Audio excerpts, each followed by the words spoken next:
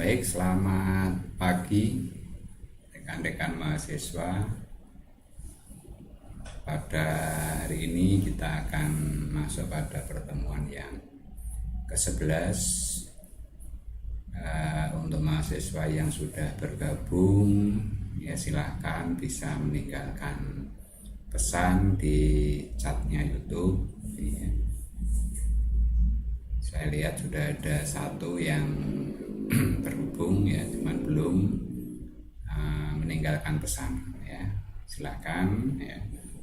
Sebelum saya mulai dan juga sambil menunggu rekan-rekan yang lain. Nah, sebelum kita mulai perkuliahan, ya, seperti yang sudah saya tuliskan di chat YouTube, ya, jadi mahasiswa yang sudah bergabung silahkan meninggalkan pesan, ya, atau diketik hadir. Ya.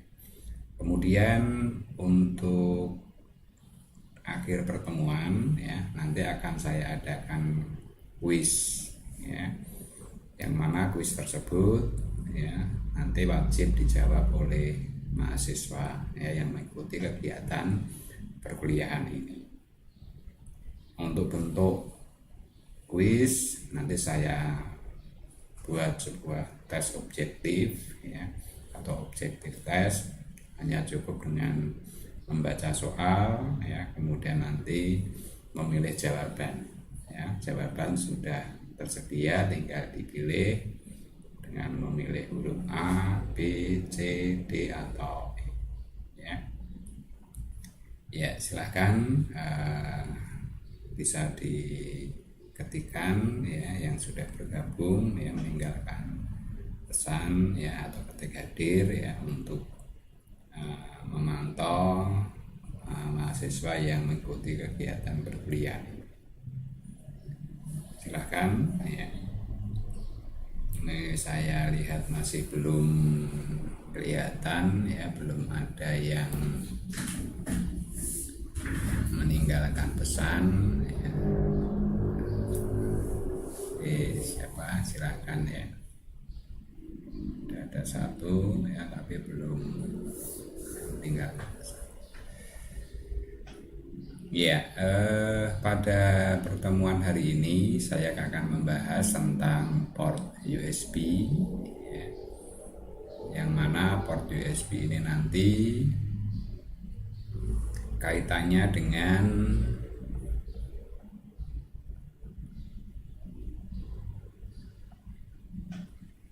ya, ini adalah topik, ya, yang akan kita bahas nanti, ya, yaitu port USB yang bagian pertama, ya. Jadi nanti ada beberapa sesi, ya, pertemuan. Untuk yang pertama ini, ya, kita coba lihat, ya, apa saja nanti yang akan kita bahas. Ya.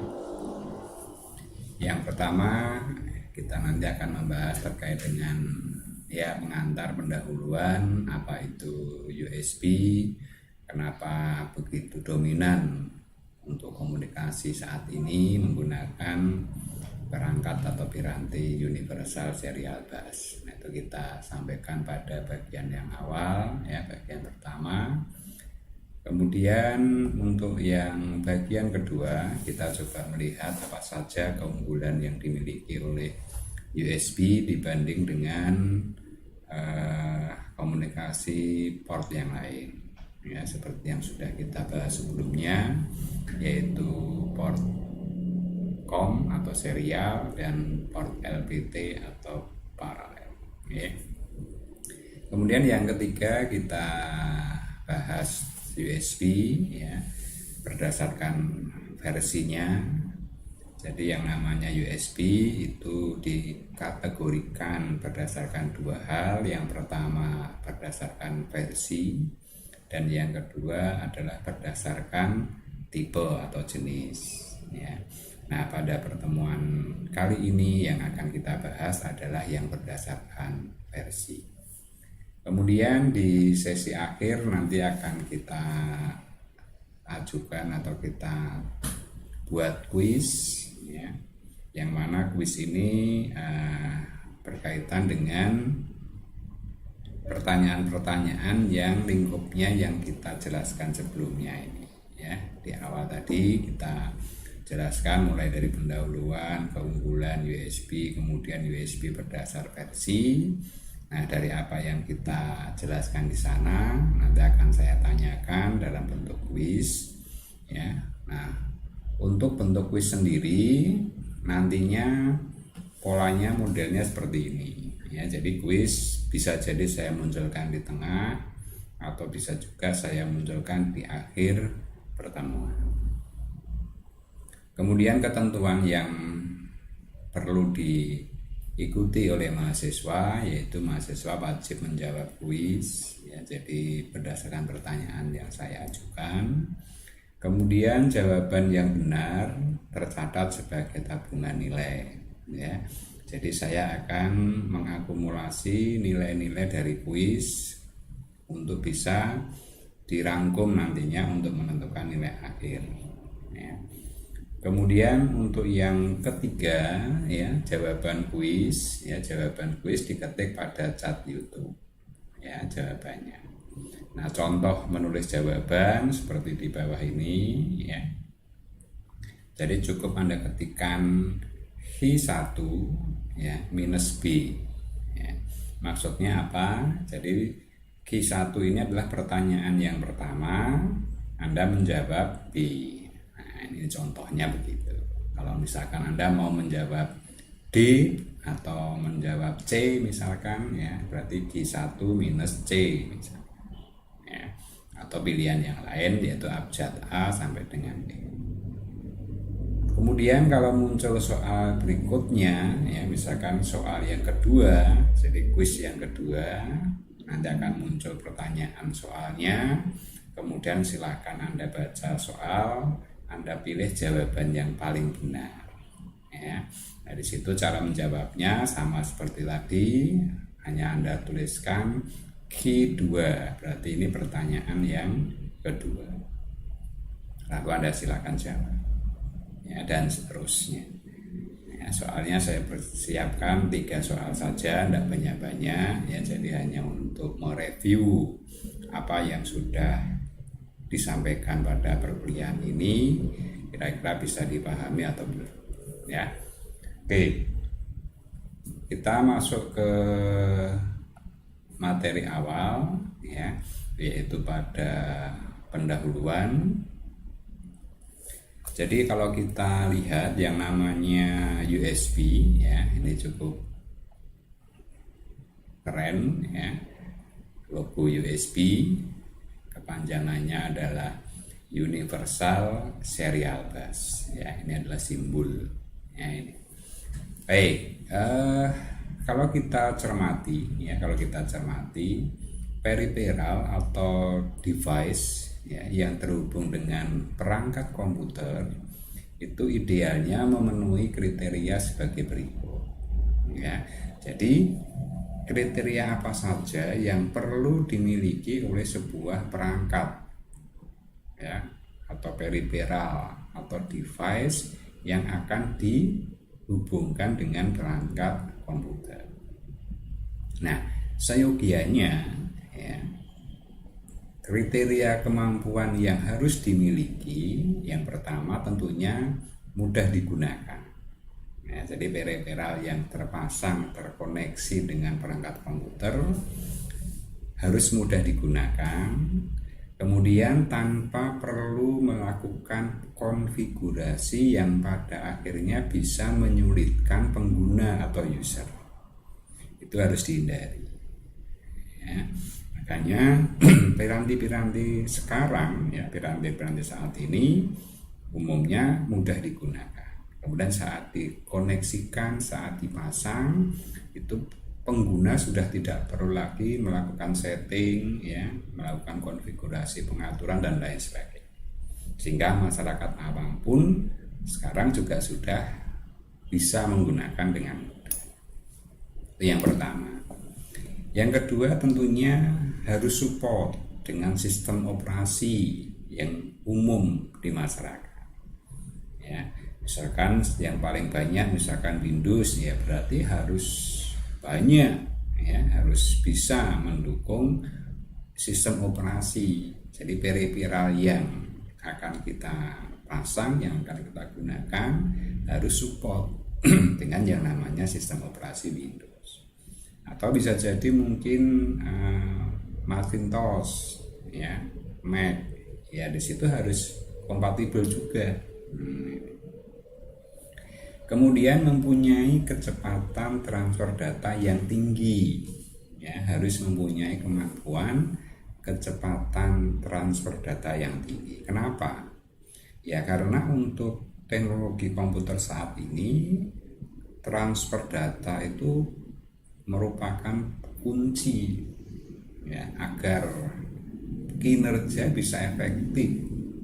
Ya, di situ butuh kemampuan untuk bisa mentransfer data yang punya kecepatan tinggi dan ukurannya besar. Ya, itu apakah piranti tersebut bisa mendukung hal tersebut atau tidak. Nah, makanya peripheral ini harus bisa memenuhi kriteria tersebut. Kemudian yang keempat, tentunya harus kompatibel dengan berbagai macam perangkat. Ya, kita punya yang namanya contohnya flash disk. Ya. Nah, flash disk ini tentunya harus kompatibel dengan perangkat yang lain. Kita pasang di PC desktop, oke. Kita pasang di laptop, oke juga. Atau kita mau pakai audio, misalkan kita pasangkan di sana juga harus ready. Nah, itu yang dinamakan kompatibel dengan berbagai macam perangkat atau piranti. Ya, jadi tidak hanya untuk satu jenis alat saja. Nah, ini nanti yang merepotkan pengguna atau pemakai. Kemudian data yang tersaji dapat dipercaya. Pengertiannya, data ini tidak terjadi kerusakan, ya, saat ditransfer dengan kecepatan tinggi, ya dengan ukuran yang besar, bukan berarti nanti banyak yang valid, ya, atau banyak yang rusak. Ya. Jadi data yang dikirimkan di situ harus bisa diterima dengan baik. Kemudian konsumsi daya listriknya tidak boros.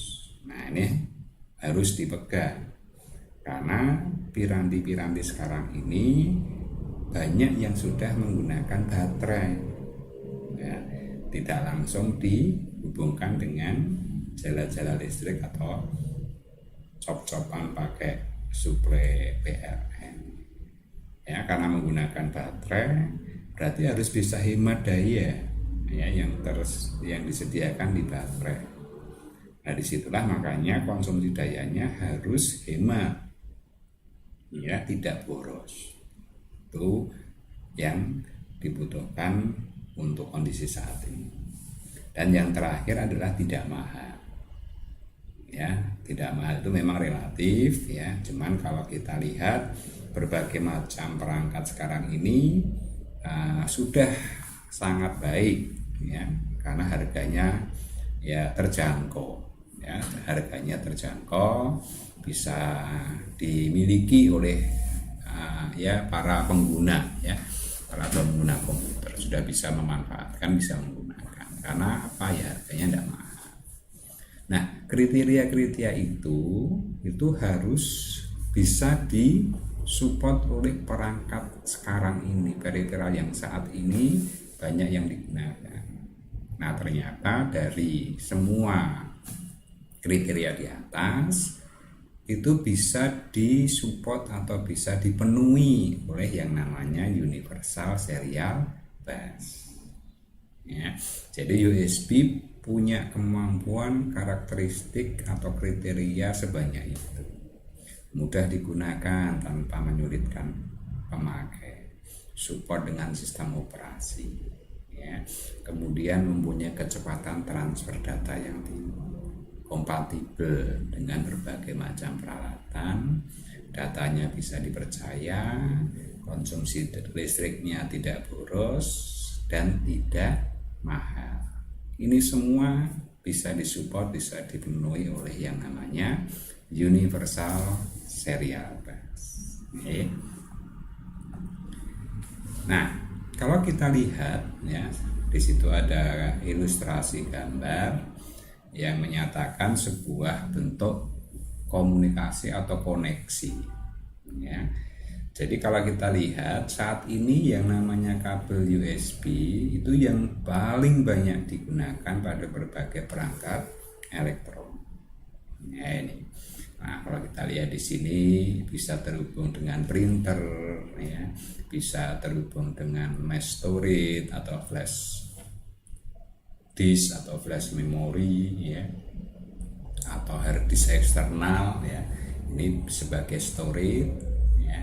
Kemudian juga bisa dipakai untuk komunikasi ya, peralatan komunikasi ini juga bisa dipakai di sana. Lalu di sini yang paling kanan adalah mouse ya, sebagai perangkat input ya, bisa sebagai mouse atau keyboard ya. Sekarang sudah ada joystick ya. Nah, ini sebagai perangkat-perangkat human interface device. Kemudian yang di sini adalah sebagai hub. Ya. Nah, apa yang dimaksud sebagai hub ya? Yang dimaksud dengan hub ini adalah piranti yang dipakai untuk menyediakan konektor tambahan ya, untuk menyediakan konektor tambahan jika ternyata sebuah piranti komputer itu jumlah konektor USB-nya terbatas, maka kita bisa menambahkan USB hub ya. Misalkan laptop kita ada 3 konektor USB atau 4 konektor USB sudah dipakai oleh semua peripheral. Nah, kita butuh menambah lagi konektor. Nah, di situ kita bisa menambahkan yang namanya USB hub. Ya. Nah, jumlahnya nanti berapa tergantung USB-nya di sini atau hub-nya ini. Ada yang jumlahnya 4, ada yang tambahnya 8, ada yang tambahnya 16 dan seterusnya. Ya, disesuaikan dengan kapasitas dari USB hub. Nah, ini semua ini bisa terhubung pada waktu yang bersamaan. Ya, bisa dipasangkan secara bersamaan yang nantinya dikendalikan oleh yang namanya host. Ya, USB host. Jadi USB host inilah nanti yang pegang peran ya, yang pegang peran untuk mengatur aliran data ya, apakah nanti mau ke printer ataukah ke mass storage atau untuk komunikasi atau untuk menyiapkan konektor lagi ya, atau dipakai untuk komunikasi dengan human interface device dengan pemakai. Nah, ini semua yang mengatur, yang mengendalikan adalah pada bagian ini ya, USB host. Oke. Nah, itu semua adalah yang berkaitan dengan host USB. Jadi host USB itu adalah sebagai rootnya ya, sebagai puncaknya yang nanti akan tersebar ya, ke berbagai piranti atau peralatan. Kemudian kalau mau membuat tahap koneksi berikutnya tinggal nambahkan hub ya. Jadi hub ini adalah piranti penambahan konektor, sehingga nanti peripheral yang baru bisa kita pasang di USB hub. Oke, itu adalah yang berkaitan dengan model koneksinya. Nah, pada perkembangannya kabel USB ini sudah merambah ke berbagai peralatan. Ya, utamanya dulu digunakan pada piranti komputer. Nah, sekarang sudah bisa dijumpai di smartphone ya. Sangat dominan di smartphone pakai USB ya. Kemudian ada video game juga sudah ya. Kemudian piranti-piranti elektronik audio juga ya, atau piranti-piranti rumah tangga ya yang membutuhkan daya kecil atau charger ya, mereka semua sudah memanfaatkan atau menggunakan kabel USB. Kemudian kabel USB digolongkan ini tadi Ya, jadi kabel USB digolongkan menggunakan kategori sebanyak 2, yaitu berdasarkan versi dan tipe atau jenisnya. Ya, yang versinya ini biasanya berdasarkan kecepatan dan fungsi kabelnya. Jadi pengkategoriannya nanti melihat versi, ya, ada versi 1, ada versi 2, ada versi 3, ya. Depan mungkin ada versi yang 4, ya. Nah, di situ adalah digolongkan berdasarkan versi, yang mana versi itu nanti mewakili kemampuan kecepatan transfer data, ya, dan fungsi kabel. Kemudian untuk kategori yang kedua yaitu berdasarkan tipenya, ya, jenis USB-nya ini mengacu pada fisik, ya, mengacu pada bentuk fisik konektornya. Ya, sering Anda lihat, Anda jumpai kabel konektor USB, ya, itu bentuk fisiknya bermacam-macam. Ya, maka tentunya untuk memasang pun harus yang sesuai dengan pasangannya, ya, slot konektor. Nah, itu juga dikategorikan berdasarkan jenis atau tipenya, ya. Oke, nah itu adalah pendahuluan yang berkaitan dengan USB. Nah, kita coba bahas berikutnya yang berkaitan dengan keunggulannya dulu, ya. Sebelum kita nanti membahas yang berdasarkan versinya, kita coba lihat yang dimiliki, ya, keunggulan-keunggulan USB. Jadi USB ini sudah menggantikan, ya, protokol komunikasi yang menggunakan model RS-232 maupun yang paralel pakai LPT, ya. Jadi yang kita bahas kemarin komunikasi serial maupun paralel, meskipun saat ini masih kita jumpai pada beberapa perangkat komputer, namun berjalannya waktu piranti-piranti yang lain, ya, dia sudah memanfaatkan yang menggunakan komunikasi USB, ya. Bahkan yang sampai hari ini, ya, yang masih dipakai semacam keyboard, mouse, ya, ini sudah mulai disediakan juga yang terkoneksi USB, ya, ini. Kemudian keunggulan yang lain yaitu menyediakan bandwidth, ya, lebar band, jadi lebar area untuk pengiriman datanya. Jadi semakin lebar berarti semakin banyak data yang bisa dikirimkan, ya, selain kecepatan tadi. Lalu panjang kabelnya. Nah, karena ini merupakan jenis universal atau serial tadi, universal serial bus, maka jarak jangkaunya hanya 5 meter dari posisi PC atau host, ya. Jadi kita bisa menghubungkan periferal yang menggunakan komunikasi USB menuju ke komputer, jarak maksimalnya adalah 5 meter karena standar di situ adalah serial, ya. Karena kenapa kok dia memanfaatkannya hanya jarak 5 meter, padahal kalau yang serial itu umumnya bisa menjangkau jarak yang jauh. Karena di sini ada kecepatan tinggi, ya. Jadi kamu lihat kecepatan tinggi transfer datanya itulah yang akhirnya membatasi jarak, ya, ini membatasi jarak agar data yang dikirimkan itu tetap data yang valid, ya, data yang benar, ya, jangan data yang loss atau yang hilang atau yang rusak. Namun, ya, apabila kita ingin menjangkau jarak yang lebih jauh, maka kita bisa menambahkan yang namanya hub, ya. Nah, hub ini jaraknya bisa mencapai 30 meter, ya. Jadi kalau kita misalkan butuh menjangkau jarak yang jauh, berarti komputer kita dipasang hub USB yang punya kemampuan menjangkau jarak sampai 30 meter. baru nanti pirantinya dipasangkan pada konektor yang disediakan oleh hub. Ya, jadi kalau kabel yang biasa, ya kabel konektor biasa, slot yang pendek, ya itu jangkauannya maksimal hanya 5.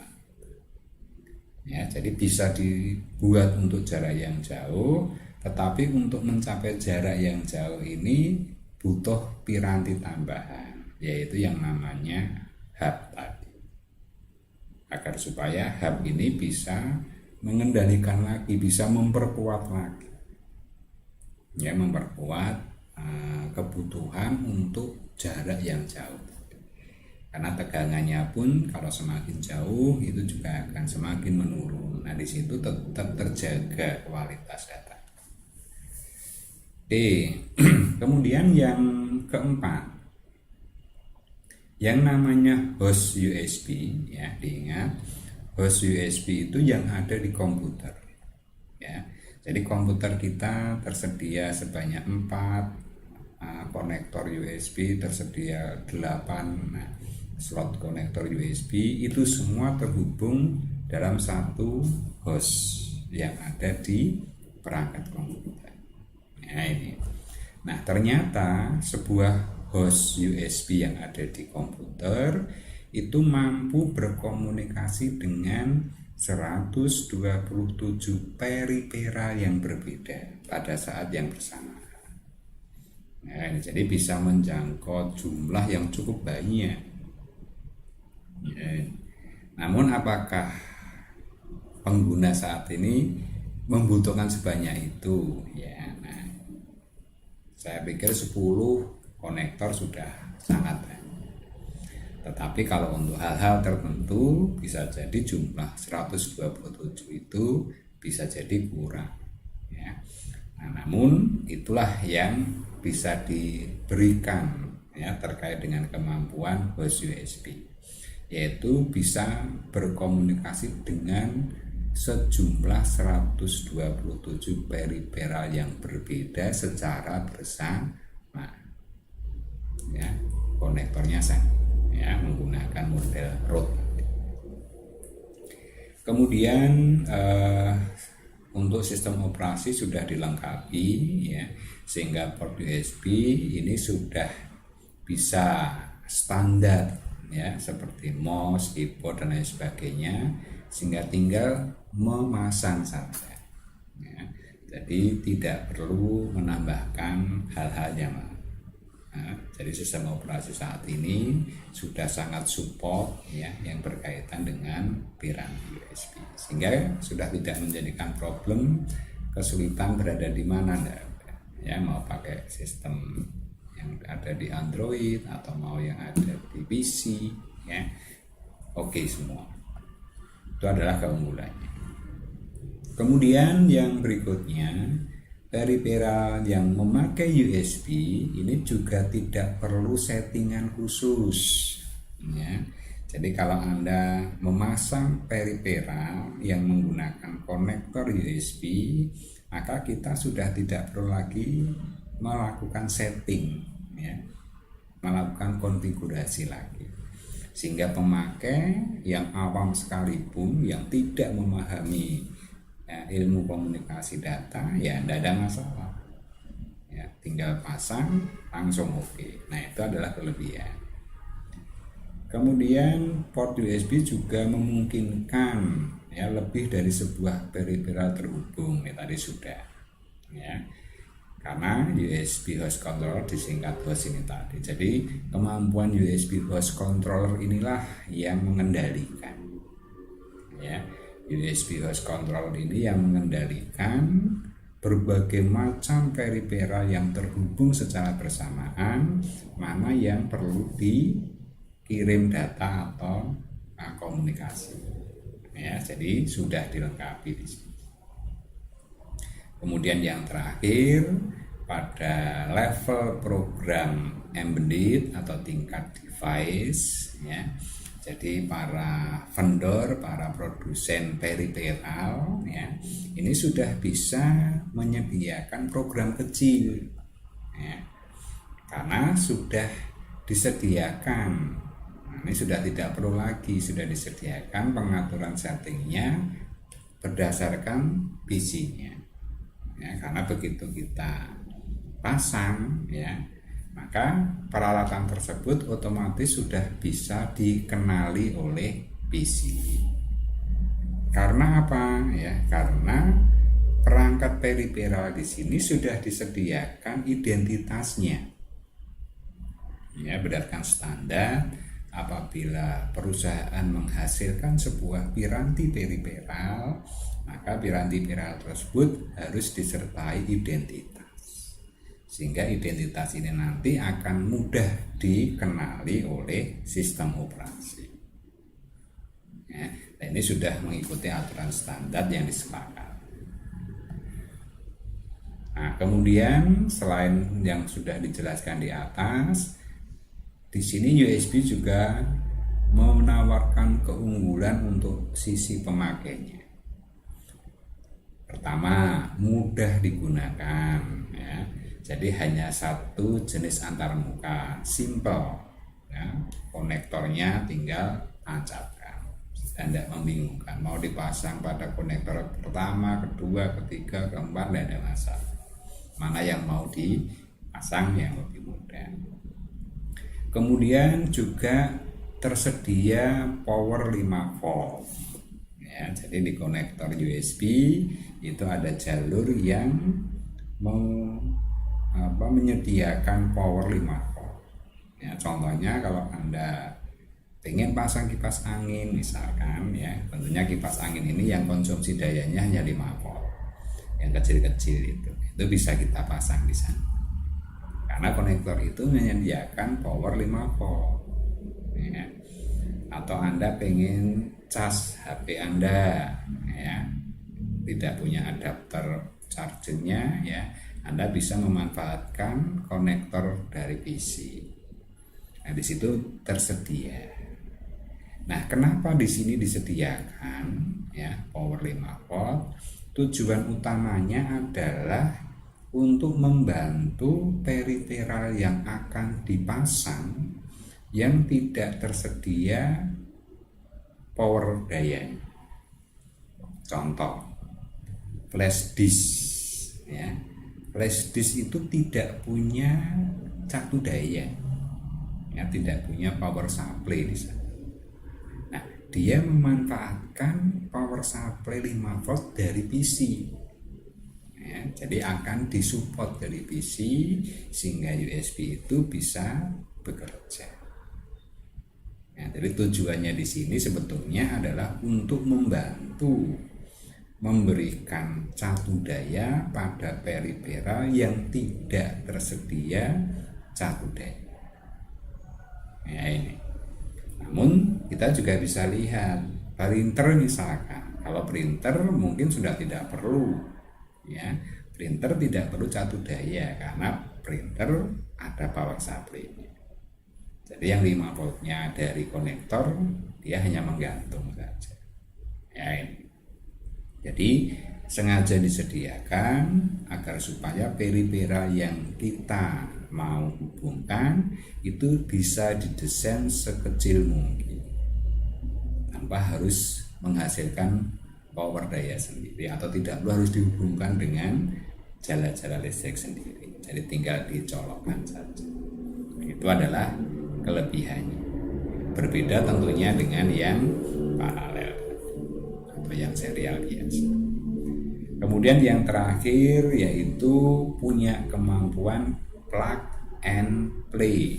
Nah, kemampuan plug and play adalah bisa dipasang, ya, langsung bisa beroperasi, ataupun bisa diselesaikan atau dicabut, ya, seketika itu dan tidak menimbulkan problem atau masalah dari sisi PC, ya. Cuman harapannya saat melepas, ya, itu tentunya harus dalam kondisi situasi yang betul-betul ideal, ya, tidak dalam kondisi bekerja. Misalkan sedang melakukan proses copy, ya, memindahkan file, tiba-tiba di tengah jalan dicabut, lah ini, ya, yang rusak bukan pirantinya, ya, yang rusak adalah datanya. Nah, ini adalah hal-hal yang berkaitan dengan kelebihan yang dimiliki oleh perangkat USB. Oke, kemudian kita coba lihat dari sisi yang ketiga, yaitu dari keunggulan. Nah, keunggulan yang berdasarkan versi yaitu dilihat dari tingkat versi yang dikeluarkan. Ya, jadi yang namanya USB muncul pertama kali itu adalah tahun 96 dengan versi 1. Ya.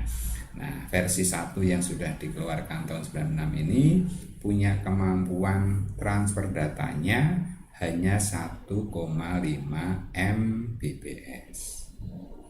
Itu dikategorikan sebagai low speed atau kecepatan rendah.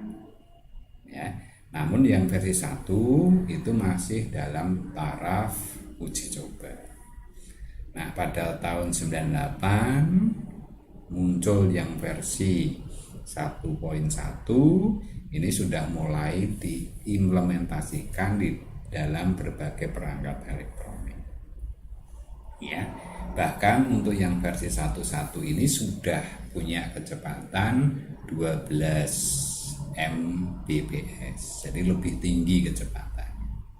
Ya, dia kecepatan lebih tinggi 12 Mbps dan penyebutannya yaitu menjadi full speed. Ya, jadi kalau tadi yang keluar pertama 1,5 Mbps dikategorikan low speed, ya, muncul versi 1.1, dia punya kemampuan transfer datanya 12 Mbps, dikelompokkan dengan istilah full speed. Ya, ini. Nah, kemudian kalau kita amati jumlah kabelnya itu hanya ada 4. Ya, jadi jumlah kabelnya ini hanya ada 4 di konektor ini. 2 untuk satu daya, yaitu kabel 1 dan kabel 4. Ini VCC dan ground, ya, yang dipakai untuk mensuplai daya tadi. Dan yang 2 inilah yang sebagai kawat untuk komunikasi datanya. Jadi komunikasi datanya hanya menggunakan 2 saja. Nah, kemudian untuk proses handshakingnya bagaimana? Ya, padahal kalau kita lihat di serial COM, jalur datanya 2, ya, untuk transmit dan receive. Sisanya untuk handshaking 9, ya, atau yang paralel, ya, yang 25 pin, 8 untuk data, sisanya untuk handshaking. Ya, butuh kabel yang pendek. Namun di sini kalau kita cermati ini hanya ada 2 saja. Ya, ini hanya 2 saja. Nah, pertanyaannya untuk melakukan handshaking-nya bagaimana? Ya. Nah, jadi untuk proses handshaking yang dipakai oleh USB itu juga melalui 2 kabel tadi. Makanya nanti proses komunikasinya itu ada 3 jenis data. Ya, sebagai data kontrol, data status, dan data itu sendiri. Ini kelompok paket-paket data. Ya, lewatnya juga sama secara serial. Ya, apakah tidak menjadi lama? Tidak, karena dia punya kecepatan yang lebih tinggi sekarang. Jadi meskipun secara serial, ya, tetapi karena kemampuannya bisa sampai 12 Mbps, maka tetap lebih cepat dibanding komunikasi yang lama, yang serial maupun yang paralel. Itu adalah teknologi yang diterapkan untuk yang USB. Jadi 2 kabel ini dipakai untuk proses pengiriman data dan juga sebagai proses handshaking untuk berkomunikasi. Misalkan kabel pertama periferal dipasang pertama kali, maka di situ harus dikenali dulu berbagai macam informasi. Nah, informasi identitas, status, konfigurasinya akan dilewatkan dua data. Nah, setelah dikenali, baru nanti proses pengiriman. Untuk proses pengirimannya pun juga punya identitas. Jadi data yang dikirim itu diberi identitas, diberi alamat. Tujuannya kemana? Nah, piranti yang mana yang dikirim?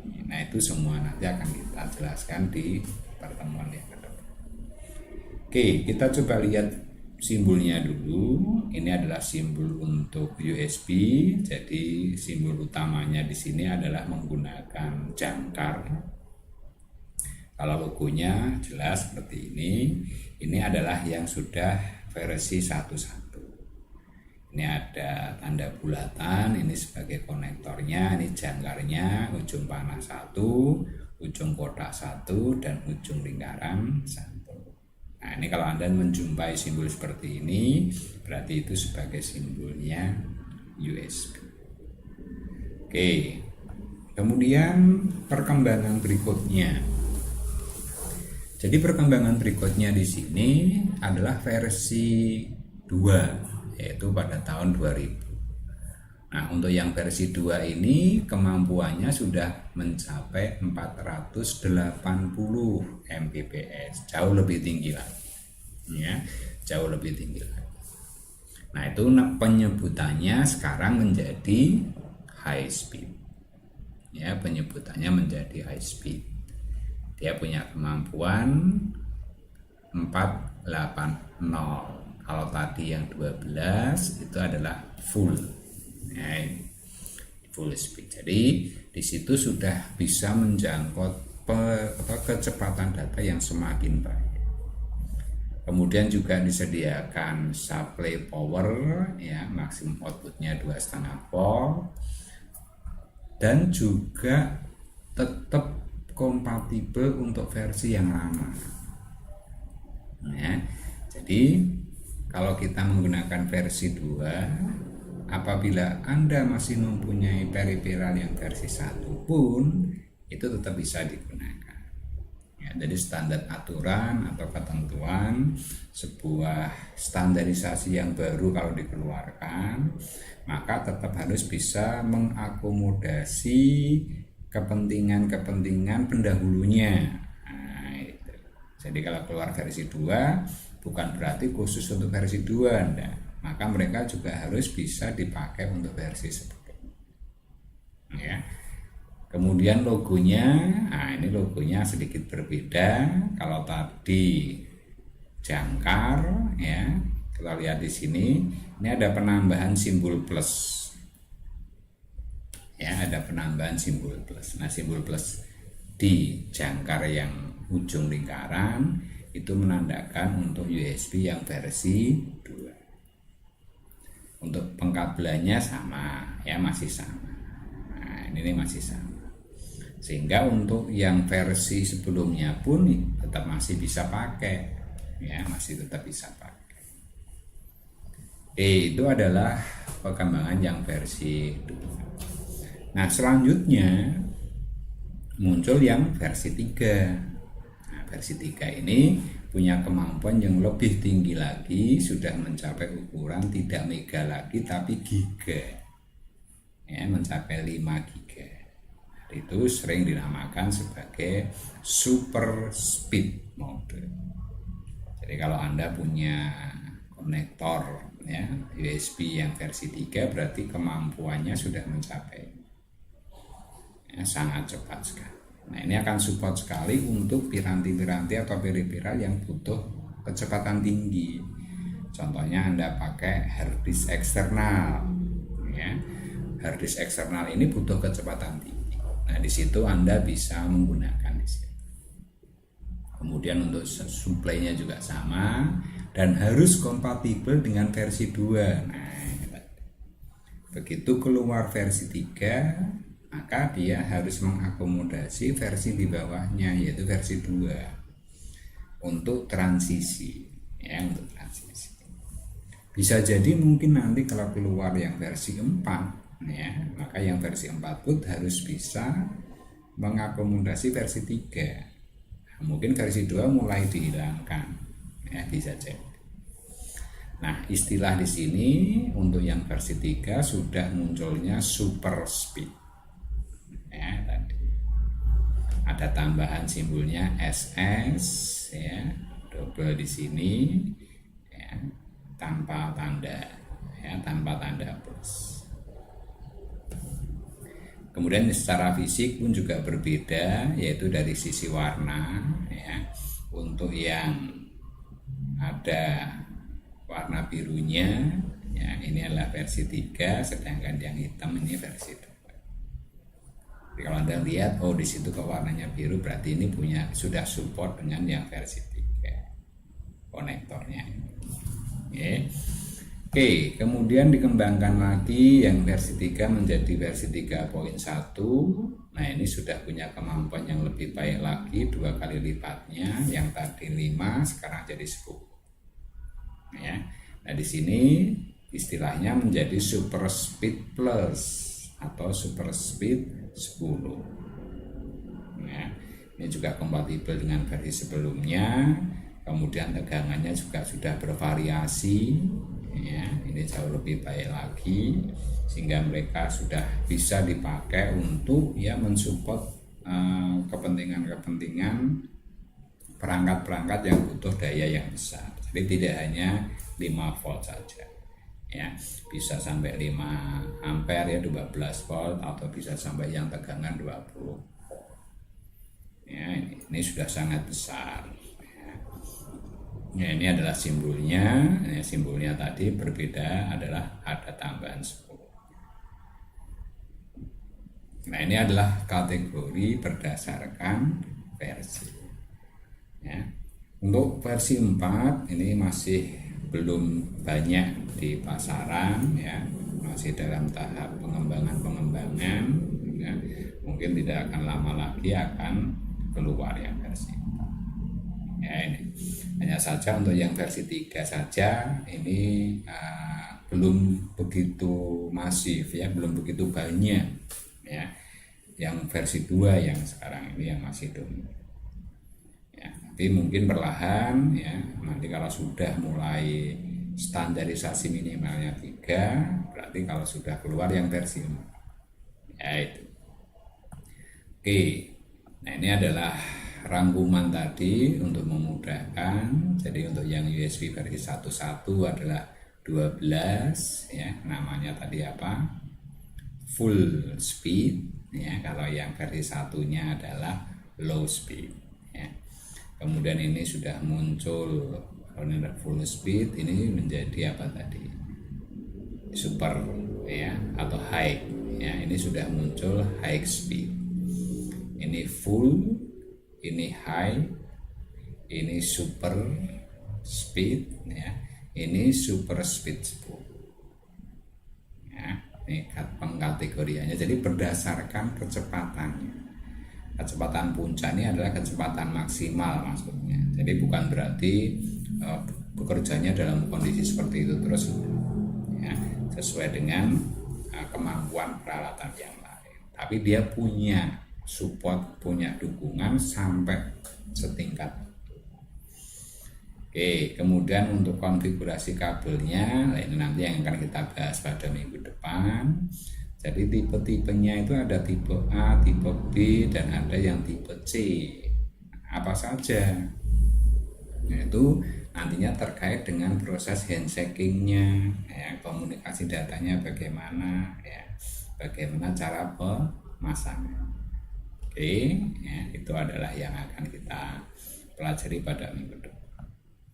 Kemudian pada bagian akhir ini adalah semacam perbandingan saja, perbandingan transfer data dengan jenis interface yang berbeda atau yang lain-lain. Ya, ini nanti bisa Anda lihat sendiri, ya, bisa Anda amati. Materinya sudah saya share, ya, bisa di download, bisa dibaca. Oke, itu adalah materi pada pertemuan hari ini. Sudah kita bahas sesi pertama, pendahuluan, keunggulan, dan USB berdasarkan versi. Nah, untuk itu selanjutnya saya mau masuk ke quiz ya, apakah masih ada yang bergabung ya. Oh, ini malah sudah tidak ada ya, sudah tidak ada yang bergabung ya. Oke ya. Silahkan ya. Sebagai panduan saja ya, untuk dilihat nanti kalau kebetulan sudah punya sempat waktu untuk lihat videonya ya. Baik, saya munculkan saja ya, karena ini saya lihat tidak ada yang bergabung ya, saya munculkan saja soalnya. Oke, saya munculkan soalnya, soal yang pertama ini ya. Kriteria di bawah ini yang dapat dipenuhi oleh USB sebagai berikut. Pertanyaannya yang kecuali, jadi yang bukan. Dari kelima itu yang bukan kriterianya USB yang mana? Apakah mudah digunakan tanpa regulasi yang menyulitkan user? Yang B mempunyai kecepatan transfer data yang tinggi? Yang C kompatibel atau dapat dipakai di mana saja?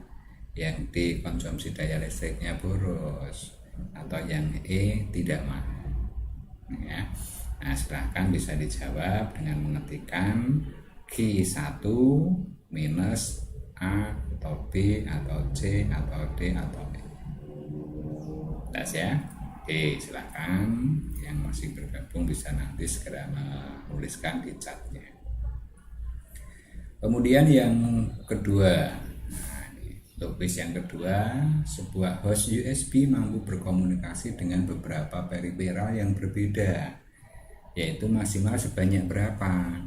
Nah, yang A 27 periferal, B 127 periferal, C 28 periferal, D 128 periferal, atau yang E 4 sampai 16 periferal. Nah, pilih jawabannya ya. Tulis Q2 minus, bisa A ya, atau B atau C atau D atau E. Berikutnya untuk yang ketiga. Nah, simbol sekarang. Kira-kira simbol yang versi berapa yang ini? Ya, hati-hati di situ ada perbedaan ya. Apakah yang versi 1 atau 11 atau 2 atau yang 3 atau yang 31?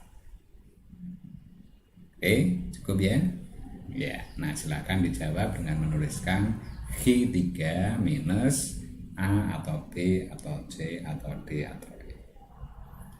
Oke, baik, itu yang bisa kita coba sampaikan ya berkaitan dengan kuis ya.